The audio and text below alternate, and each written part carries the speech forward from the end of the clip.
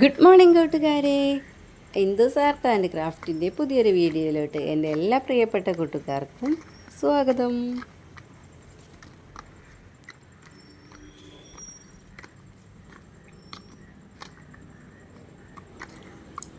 അപ്പോൾ അത് രാവിലെ മുതലുള്ള കുറച്ച് കാര്യങ്ങളാണ് നിങ്ങളായിട്ട് ഞാൻ പങ്കുവെക്കാൻ പോകുന്നത് കേട്ടോ. അപ്പോൾ വീഡിയോ കാണുന്ന കൂട്ടുകാരൊക്കെ തന്നെ ഒന്ന് സ്കിപ്പ് ചെയ്യാതെ കാണാൻ വേണ്ടിയിട്ട് ശ്രമിക്കുക. അതുപോലെ തന്നെ ഒന്ന് ലൈക്ക് ചെയ്യാനും നിങ്ങളുടെ അഭിപ്രായങ്ങളൊക്കെ ഒന്ന് കമൻ്റായിട്ട് രേഖപ്പെടുത്താനൊന്നും മറന്നു പോകരുത് കേട്ടോ.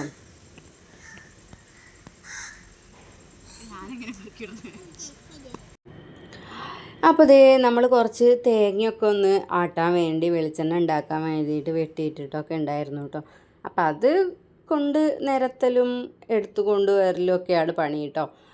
ചെറിയ ഉറുമ്പൊക്കെ വരുന്നുണ്ട് കേട്ടോ. അപ്പോൾ അതൊക്കെ നമ്മളൊന്ന് തട്ടി നോക്കിയിട്ട് തന്നെ വേണം എടുക്കാൻ. പിന്നെ മാറാല തട്ടാനും കാര്യങ്ങളൊക്കെ ഉണ്ടായിരുന്നു കേട്ടോ. വേറൊരു കാര്യം സംഭവിച്ചത് എന്താണെന്ന് വെച്ചാൽ, ഞാൻ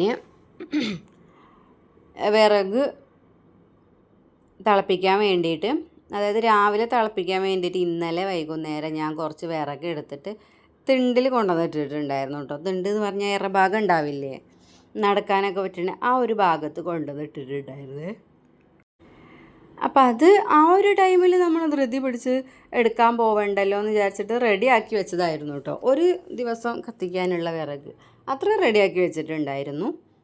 പിന്നെ അത് ഞാൻ അങ്ങനെ അവിടെ വെച്ച് പോന്നു കേട്ടോ. അപ്പോൾ ഇന്നലെ രാത്രി ഏകദേശം ഒരു 11:30-12 മണിയോട് കൂടി തന്നെ അത്യാവശ്യം നല്ല രീതിയിൽ ഇടിയും മിന്നലും ഒക്കെ ഉണ്ടായിരുന്നു. പിന്നെ മഴ ചെറുതായിട്ടൊന്ന് ചാറുന്നൊക്കെ ഉണ്ടായിരുന്നു കേട്ടോ. പിന്നെ ആ ഒരു ടൈമിൽ ഞാൻ എന്ത് ചെയ്തു, നമ്മൾ തേങ്ങയൊക്കെ കൊണ്ടുവന്നിട്ടിട്ടുണ്ടല്ലോ, അപ്പോൾ അത് ചാക്കിലല്ല ഇട്ടിട്ടുള്ളത്, വേറൊന്നുമല്ല, അത് വിയർത്ത് നീരിറക്കം വന്ന്, എന്താലേ വിയർത്ത് നീരിറക്കം വന്നെന്നൊക്കെയാണ് ഞാൻ പറയുന്നത്. അപ്പോൾ ചാക്കിൽ നമ്മൾ ഇട്ടേക്കുന്ന സമയത്ത് അതിൽ വിയർപ്പ് വന്നാലോ എന്ന് വിചാരിച്ചിട്ട് ചാക്കിലൊന്നും ഇട്ട് വെക്കാതെ നിലത്ത് പേപ്പർ വിരിച്ചിട്ട് അതിലാണ് നമ്മൾ തേങ്ങ വെച്ചിട്ടുണ്ടായിരുന്നത്, ഇവിടെ സിറ്റ് ഔട്ടിൽ കേട്ടോ. അപ്പോൾ ഞാൻ അതിലേക്ക് ഇങ്ങനെ, ഇവിടെ മഴ പെയ്യുന്ന സമയത്ത് സ്പ്രേ അടിക്കുന്നത് പോലെ ഇങ്ങനെ വെള്ളം വീഴും കേട്ടോ. അതാവണ്ടല്ലോ എന്ന് വിചാരിച്ച് ഞാൻ അതിൽ എണീറ്റിട്ട് തുണിയൊക്കെ വിരിച്ചിട്ടിട്ടുണ്ടായിരുന്നു കേട്ടോ. അപ്പോൾ അങ്ങനെ അതൊക്കെ കഴിഞ്ഞു. പിന്നെ ഇവിടെ ഉള്ളൊരു കുഴപ്പം എന്താണെന്ന് വെച്ചാൽ, നമ്മൾ ഈ സിറ്റ് ഔട്ട് ഭാഗം ഉണ്ടല്ലോ, ഇവിടെ വെള്ളത്തുള്ളി വീഴും, നല്ല മഴ പെയ്യുന്ന സമയത്ത് വെള്ളം വീഴും, അത് ഓടിൻ്റെ സൈഡിൽ കൂടെയൊക്കെ കേട്ടോ. അപ്പോൾ അത് ഞാൻ ഒരു ദിവസം വെള്ളം വീഴുന്നത് കണ്ടിട്ട് അവിടെ കൊണ്ടുവന്ന് വെച്ചതാണ്. അപ്പോൾ എന്തായി, ആദ്യത്തെ ദിവസം അവിടെ വെള്ളം വീണു, പിറ്റത്തെ ദിവസം എന്ത് ചെയ്തു, വേറെ സ്ഥലത്തായി വെള്ളം വീഴൽ. അപ്പോൾ പിന്നെ ഞാൻ അവിടേക്ക് വെച്ചു. അപ്പോൾ എനിക്ക് സ്ഥലം മാറിയതാവും എന്ന് വിചാരിച്ചിട്ട് പിന്നത്തെ ദിവസം എന്തായി, അടുത്ത സ്ഥലത്തായി വെള്ളം വീഴുന്നത് കേട്ടോ. അപ്പോൾ ഞാനത് നോട്ട് ചെയ്യൽ തുടങ്ങി. അപ്പോൾ ഇത് ഓരോ സമയത്തും ഓരോ ഭാഗത്താണ് വെള്ളം വീഴുന്നത്.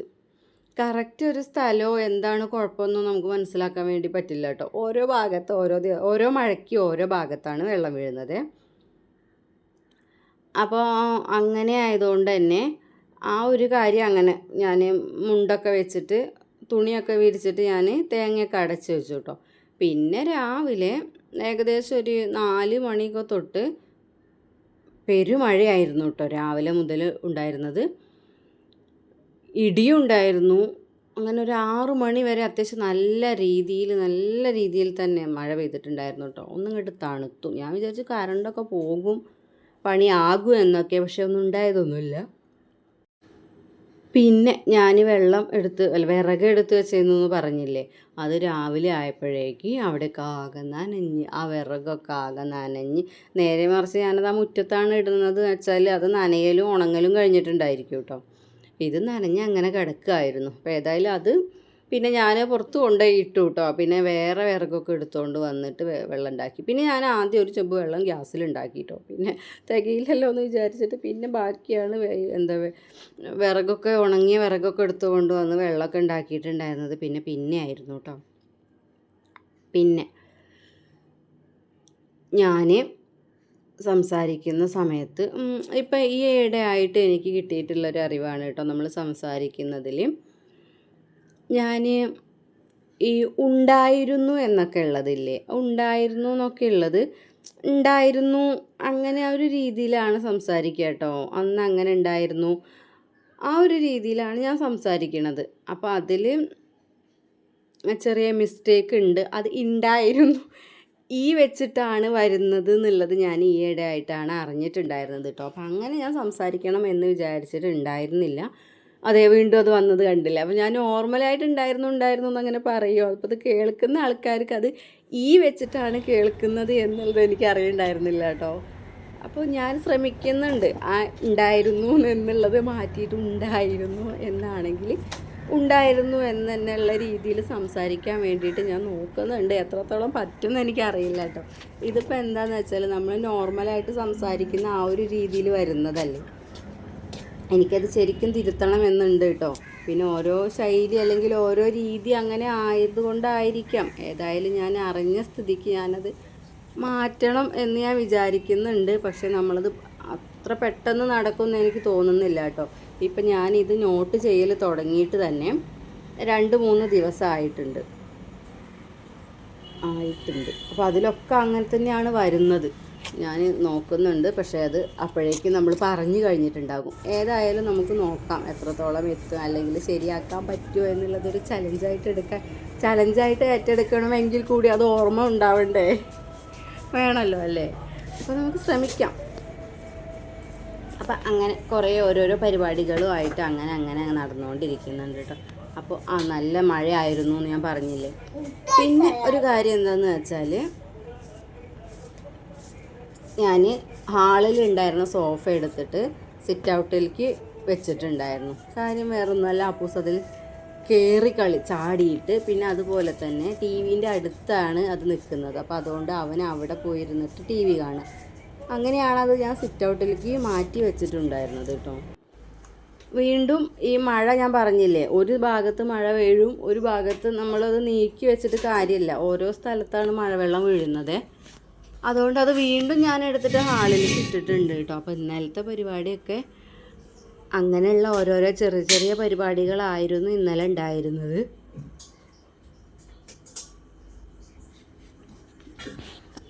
പിന്നെ അത് രാവിലെ 4 മണിക്ക് ഞാൻ ഉണ്ടായിരുന്നു കേട്ടോ. ആ ടൈമിൽ ചായ വെച്ചു. എല്ലാവർക്കും ഉള്ള ചായ അല്ല വെച്ചിട്ടുള്ളത്, കുറച്ച് ചായ വെച്ചു. ആ വെച്ച ചായ തിളച്ചു, കറക്റ്റ് ആ വെള്ളം തിളച്ചു, നല്ല രീതിയിൽ തിളച്ചു. ഞാൻ പൊടിയിട്ടു ഓഫ് ചെയ്തു. ഓഫ് ചെയ്യാൻ വേണ്ടി നിൽക്കുന്ന ടൈമിൽ ഗ്യാസ് തീർന്നു. അപ്പോൾ അങ്ങനെ അത് കംപ്ലീറ്റ് തീർത്തിട്ടാണ് പിന്നെ ഞാനത് ഓഫ് ചെയ്തിട്ടുണ്ടായിരുന്നു കേട്ടോ. നന്നായിട്ട് തിളച്ചോട്ടെ എന്ന് വിചാരിച്ചിട്ട്. പിന്നെ ഈ ഗ്യാസ് നമ്മൾ ചെരിച്ച് വെച്ചിട്ട് ഉണ്ടെന്നുണ്ടെങ്കിൽ കുറച്ചുകൂടെ നമുക്ക് ഉപയോഗിക്കാൻ പറ്റുമെന്നുള്ളത് കേട്ടിട്ടുണ്ട്. പക്ഷെ അങ്ങനെ ചെയ്യാൻ പാടില്ല എന്നാണ് ഞാൻ വിചാരിക്കുന്നത് കേട്ടോ. ഗ്യാസിൻ്റെ കുറ്റി ചെരിച്ച് വെച്ചിട്ടൊന്നും ഉപയോഗിക്കരുത് എന്നുള്ളതാണ് എനിക്ക് അറിയാവുന്നൊരു കാര്യം. അതുകൊണ്ട് ഞാനങ്ങനെ ചെയ്യാറില്ല. ചെരിച്ച് വെച്ചിട്ടായാലും ഒന്നും ചെയ്യാറില്ല. കറക്റ്റ് ആക്കിയിട്ട് ആ ഒരു രീതിയിൽ തന്നെ ഞാൻ വെക്കാറുള്ളൂ. ഞാനങ്ങനെ കേട്ടിട്ടുണ്ട് എന്നുള്ളത് പറഞ്ഞു എന്നേ ഉള്ളൂ കേട്ടോ. പിന്നെ അതുപോലെ ഗ്യാസിൻ്റെ കുറ്റി വയ്ക്കുന്ന ആ ഒരു ഭാഗത്ത് എപ്പോഴും ഞാൻ വലിച്ചെടുത്തിട്ട് അടിച്ചു വാരില്ല കേട്ടോ. ഗ്യാസിൻ്റെ കുറ്റി ഇങ്ങോട്ട് വലിച്ചെടുത്തിട്ട് അത് അങ്ങനെ അവിടെ അടിച്ചു വരാറില്ല. ഇത് ഇടയ്ക്ക് നമുക്ക് അവിടെ ഒന്ന് ശരിയാക്കണം എന്ന് തോന്നുന്ന ആ ഒരു ടൈം ഉണ്ടല്ലോ, ആ ഒരു ടൈമിൽ മാത്രം ഞാനിത് ഇങ്ങോട്ട് നീക്കി എടുക്കാറുള്ളൂ. എപ്പോഴും അങ്ങനെ നീക്കാറില്ല കേട്ടോ. അപ്പോൾ ഇന്നിപ്പോൾ ഗ്യാസ് കഴിഞ്ഞ് കുറ്റി മാറ്റിയല്ലേ, അപ്പോൾ ആ ഒരു ടൈമിൽ അത് അവിടേക്ക് ഒന്ന് ക്ലീൻ ചെയ്തെടുത്തതായിരുന്നു. പിന്നെ നമ്മൾ ചായക്ക് ഉണ്ടാക്കിയെടുത്തിട്ടുണ്ടായിരുന്നത് നൂൽപുട്ടാണ്.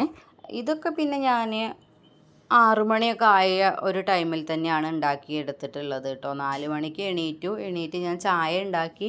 അതുപോലെ കറിക്കുള്ളത് റെഡിയാക്കി വെച്ചു, കുക്കറിൽ റെഡിയാക്കി വെച്ചു കറിക്കുള്ളത്. പിന്നെ ഒക്കെ നമ്മൾ എണീറ്റ് കഴിഞ്ഞ് ഉണ്ടാക്കേണ്ട സാധനങ്ങളൊക്കെ ഒന്ന് റെഡിയാക്കി അറേഞ്ച് ചെയ്ത് പാത്രത്തിലൊക്കെ ആക്കി വെച്ചതിന് ശേഷമാണ് പിന്നെ ഞാൻ കുറച്ച് നേരം കൂടെ കിടന്നിട്ടുണ്ടായിരുന്നു.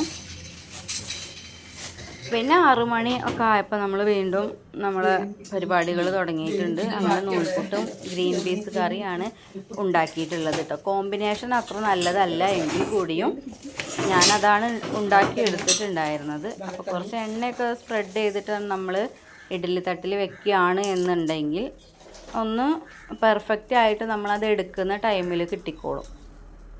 അപ്പോൾ അതേ ഞാനതൊക്കെ ഒന്ന് റെഡി ആക്കി എടുക്കട്ടെ. പിന്നെ ഞാൻ പറഞ്ഞല്ലോ രാവിലെ ഈ ഒരു ടൈം മഴ ആയതുകൊണ്ടാണ് പിന്നെ ഞാൻ കറണ്ട് പോയാലോ എന്ന് വിചാരിച്ചിട്ട്. കാരണം അപ്പൂസ് ഉറങ്ങുകയാണ്, എല്ലാവരും ഉറങ്ങുകയാണ്. അപ്പോൾ ഞാൻ ആ ഒരു ടൈമിൽ അടുക്കളയിൽ കയറി വല്ലതും തുടങ്ങി വയ്ക്കുമ്പോൾ പിന്നെ അതിന് ശേഷം കറണ്ട് പോയാൽ അതൊരു ബുദ്ധിമുട്ടാവുമല്ലോ എന്ന് വിചാരിച്ചിട്ടാണ്. നേരെ മറിച്ച് നമ്മൾ ഒന്ന് വെളിച്ചമായതിന് ശേഷം നമ്മൾ എണീറ്റ് ഭക്ഷണം ഉണ്ടാക്കുന്ന കാര്യങ്ങളൊക്കെ ചെയ്തു. ആ ചെയ്യുന്ന ഒരു ടൈമിൽ കറണ്ട് പോയാലും നമുക്ക് പുറത്തേക്ക് ഇറങ്ങുക അല്ലെങ്കിൽ വേറെ എന്തെങ്കിലും പരിപാടികൾ ചെയ്യുക, അങ്ങനെയൊക്കെ പറ്റുമല്ലോ. ഇതിപ്പോൾ പുറത്തേക്ക് ഇറങ്ങാനും പറ്റില്ല. നേരെ മറിച്ച് ആരും എണീക്കാത്തത് കൊണ്ട് തന്നെ നമുക്ക് അകം അടിച്ചു വാരാനോ തുടയ്ക്കാനോ അങ്ങനെയൊന്നും ചെയ്യില്ല കേട്ടോ. ഞാൻ എല്ലാവരും എണീറ്റതിന് ശേഷം സിറ്റ് ഔട്ട് പിന്നെ നമ്മൾ അങ്ങനെ അങ്ങോട്ട് അടിച്ചു വാരിയിടും. പിന്നെ ഉള്ളത് അടുക്കള. എനിക്ക് എന്താണെന്ന് വെച്ചാൽ ഒരു കാര്യം ചെയ്യുന്ന സമയത്ത് അത് പൂർത്തിയാക്കി അങ്ങോട്ട് ചെയ്താൽ അടിച്ചു വാരുന്നതും തുടയ്ക്കണതും മാറാല തട്ടുന്നതും ഒക്കെ കേട്ടോ.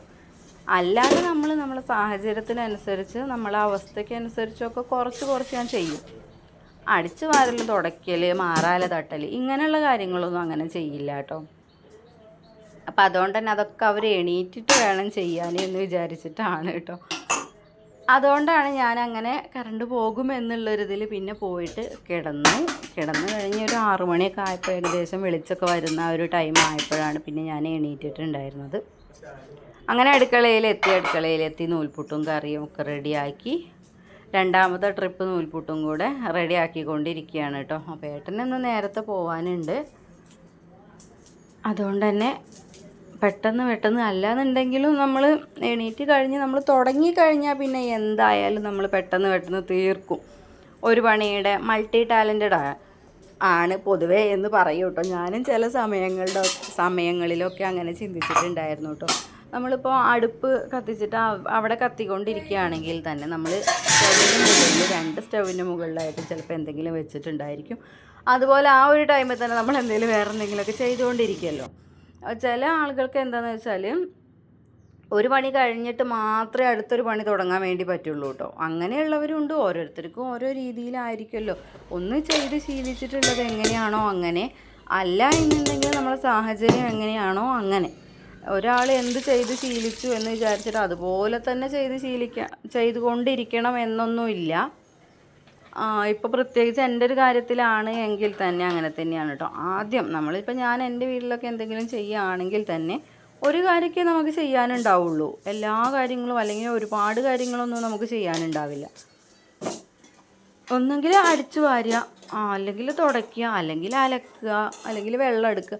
ഇങ്ങനെയുള്ള ഓരോ കാര്യങ്ങളൊക്കെ നമുക്ക് ഓരോ ടൈമിൽ ചെയ്യേണ്ടതുള്ളൂ. അന്ന് അത്രയ്ക്കൊക്കെ അല്ലേ ഉള്ളൂ. അന്ന് നമ്മളെപ്പോലെ ആയിരിക്കും നമ്മളെ വീട്ടിലുള്ള ബാക്കിയുള്ളവർ കേട്ടോ. ഇന്ന് നമ്മളെങ്ങനെയാണോ അതുപോലെ ആയിരിക്കും അന്ന് അവർ ചെയ്യുന്നത്. ഒരേ ടൈമിൽ തന്നെ ഒരുപാട് പണികളൊക്കെ ചെയ്യുന്നുണ്ടായിരിക്കും.